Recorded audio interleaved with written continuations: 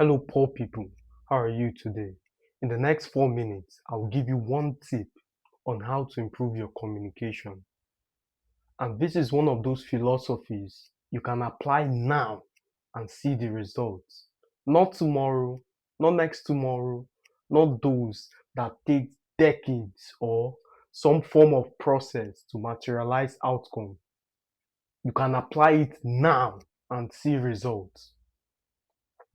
Along the line, would also debunk myth of an increased vocabulary necessitates high quality conversation.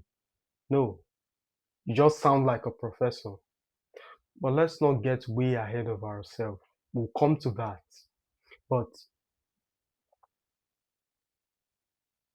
I don't need to explain the benefits of good communication and increase the duration of this discourse unnecessarily because you know that.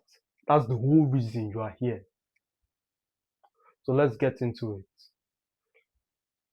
One of the tips to increase your communication is to have an outcome. You see, most of you peasants just wake up one day and want to communicate flawlessly, but there's no vision behind what you're doing. There's no outcome. You don't have a picture of what it would appear if you're a phenomenal communicator. And this is not visualization or telling you to sit and try and compel the universe to suddenly bestow upon you flawless communication. It's far from it. One outcome, a vision. My people perish because of ignorance, the Bible says. So if you lack the vision, if there's no destination, you can never arrive. How do you gauge progress? How do you know you're close? On the days you don't feel like it, what is the motivation factor or motivating factor to continue? Exactly. By now, you should have already come to the conclusion that having mentors, not mentors, having someone you're trying to actively mimic this quality of communication is good, is something you should adopt. And what most people do not tell you is that is the beginning point, not the end. The Bible says it perfectly. Follow them who through faith and patience has obtained the promise while looking unto Jesus. So the people you are following is not the end product, but Jesus, and Jesus is you in this context. So once you follow someone's communication style, that is not the end product because all it does is create a ceiling for achievement. And I believe you are much more.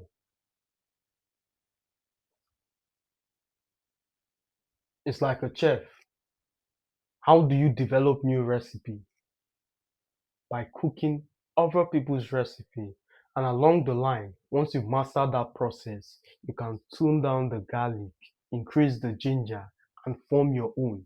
Well, if your first strategy is to try and create a recipe without having prior experience on cooking, you would inevitably fail. It's a waste of time. So adopt someone else's communication style. That's the beginning point. It doesn't have to be me. It could be someone you admire.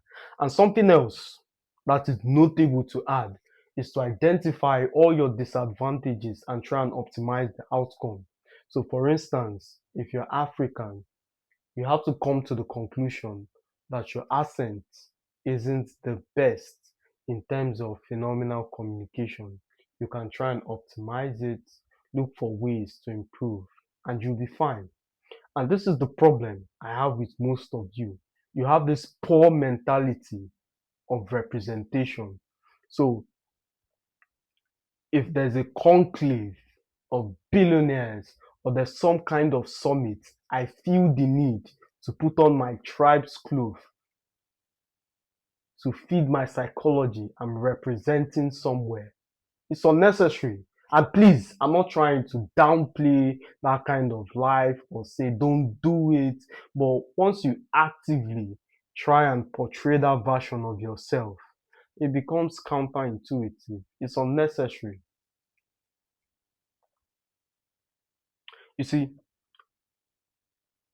the hallmark of competence is the inability to trace you to one source. Take Elon, for instance. He's from South Africa. Oops. Exactly. He doesn't behave like those people. His mind has been broadened. And please, this is not an attempt to name drop or try and glaze people. No, we are observing as professionals. He doesn't behave like them.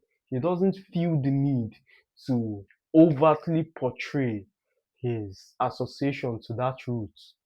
Doesn't mean he's oblivious or he doesn't care. It's far from it. Remember, the hallmark of competence is the inability to trace you to one route. And as always, my friends. So before we move, I did mention we are going to debunk this myth of a heightened vocabulary, the hallmark of communication.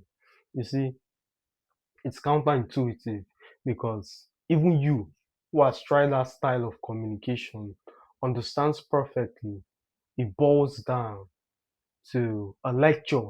You sound like a professor.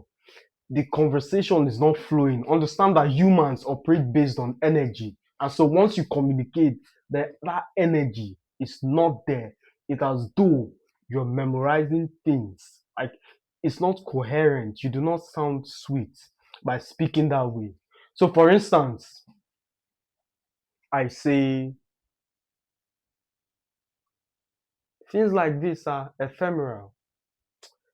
It's not, although it's a good use of the English language, but in a social conversation, I don't think you should speak like that. You understand? So, a heightened vocabulary is good, but if you take it to the extreme, it destroys the lack of connection between you and whoever you're trying to bond with.